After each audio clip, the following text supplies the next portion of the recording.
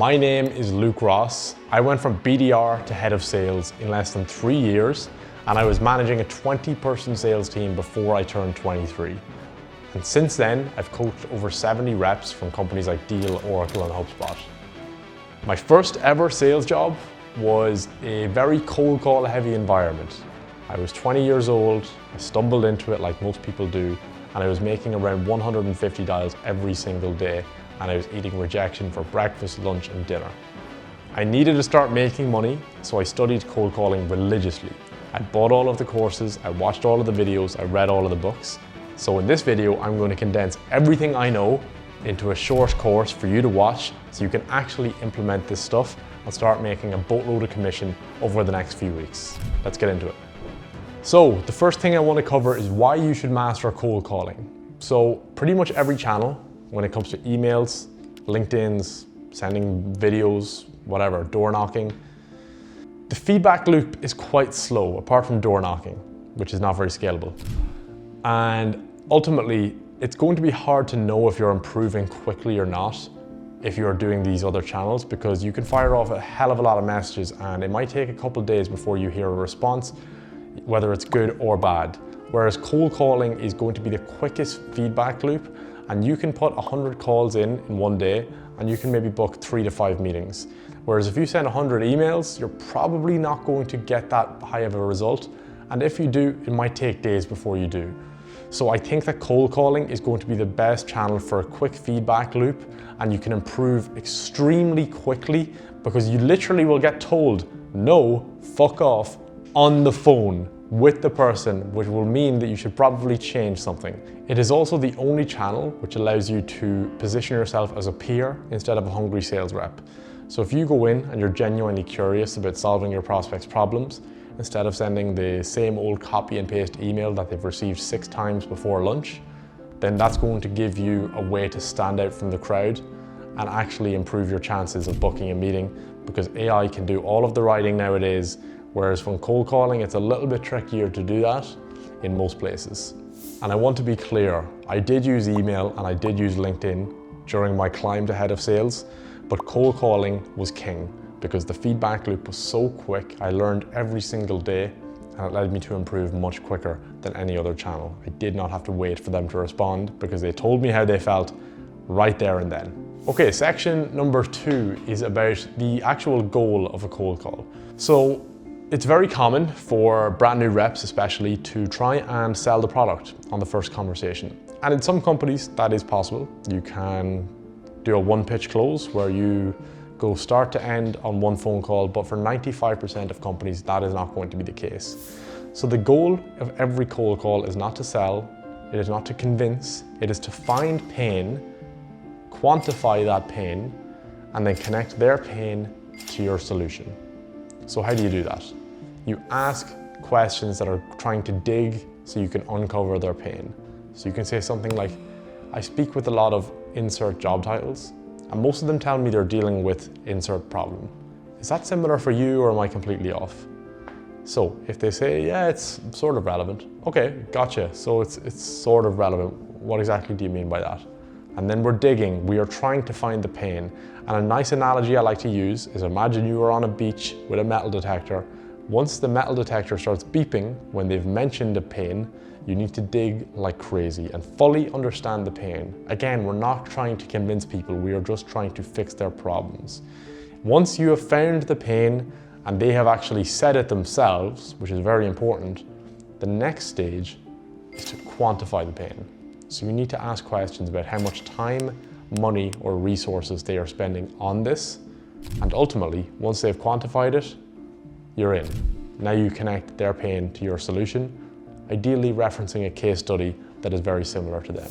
So here's an example. Let's say we are calling a head of HR and they opened a new office in a new city, and you're trying to sell them a HR management software to make sure that their reps are being onboarded properly. You want to say, hey John, I noticed that you guys opened a new office and I had a quick question for you. Do you got 30 seconds? Say, sure. Perfect.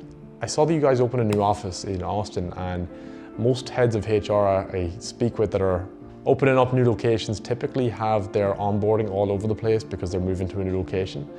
But this might be the part where you tell me that your onboarding is absolutely flawless. And of course, they're going to say, no, it's not flawless. And then we need to dig. And once you have asked enough questions that find the problem, so for example, okay, when you say it's not flawless, like what exactly would you like to improve if I had a magic wand? And they might say they want it more integrated into their current systems. And that's when you quantify it. You say, okay, so you want it integrated into your current system. That probably means you're spending a lot of time on that every week. Is that correct?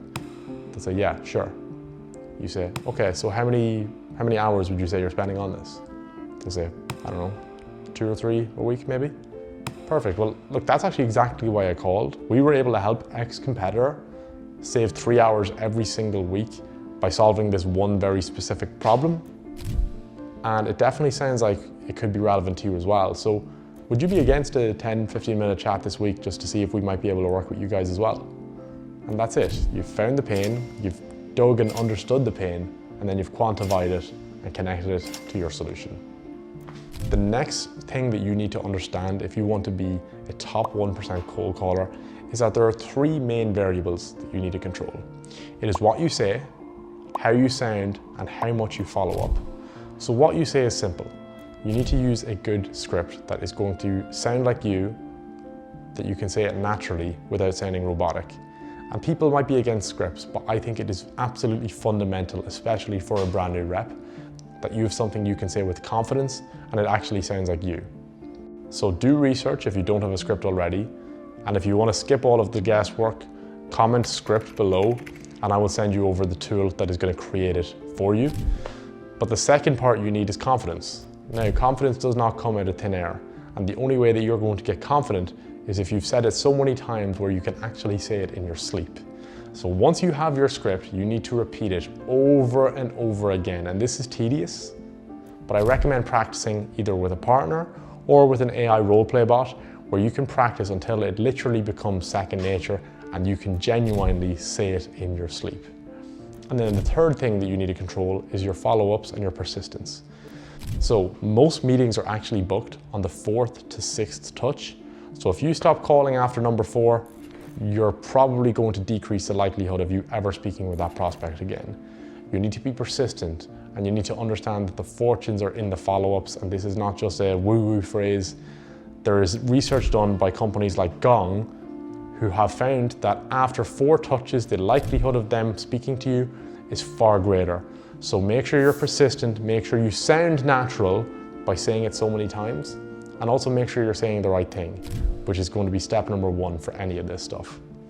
Section number 4 is you need to prepare for your cold calls. And no, this does not mean that you research every prospect for 20 minutes. What this means is you use AI to do the research on your behalf, so nearly every single call that you open is with relevance instead of you scanning their LinkedIn or spending 20 minutes for each prospect. And what I encourage you to do to actually make the most of your 9 to 5 is to spend the hours from 5 to 7 or 5 to 6 p.m. researching your accounts for the next day. So as soon as you walk in the door, you're straight on the phones.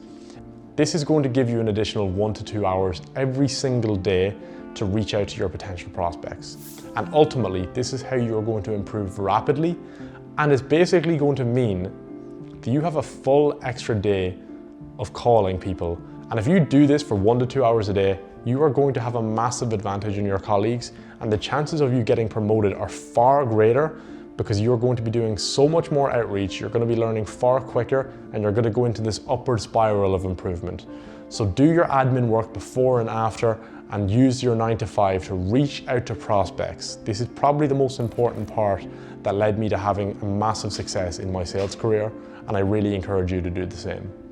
And if you want to fast track your researching time, I actually created a free research tool which is going to scan your prospects, LinkedIn, company websites, and give you specific triggers to use and the words that you should say on every single cold call, just to make sure that you're not spending that precious 9 to 5 time doing research. So if you want access to that, message me research on LinkedIn, or you can comment it below. So the last section is about how to make this all work. So the first thing you need to do is have a good script. Second thing is you need to be able to say it naturally. Third is you need to practice to make sure that you're saying it confidently and you're also prepared for any potential objections that could arise. And fourth is you're going to be preparing for your calls the night before or the morning before. This is going to allow you to do so much more outreach that you're going to learn much quicker than your colleagues, and ultimately you're going to start making a shit ton more commission. Your manager is going to see the work that you're putting in and the results that you're getting, and that is how you're going to get promoted. You do not need to overcomplicate it, just do more outreach and iterate. It is not that tough. Now that we've covered the best strategies to improve at cold calling quickly, I recommend taking a look at the 20 lessons I learned from 50,000 cold calls so you do not have to make the same mistakes yourself. If you enjoyed this video, hit subscribe, and I will see you next week. Cheers.